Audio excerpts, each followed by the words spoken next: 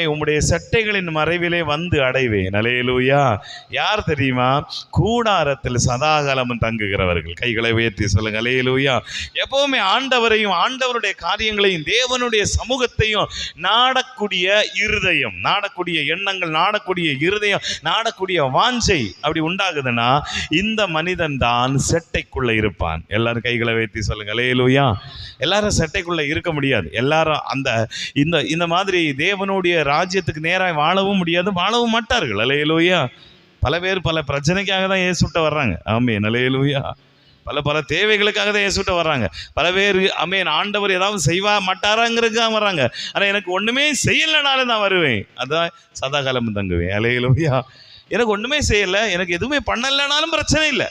ஆமென். அதனால தான் யோபு சொன்னார், அவர் என்னை கொன்று போட்டாலும் எப்படி இருக்கு பாருங்க. ஆமென். அல்லேலூயா. நம்ம இருப்போம்.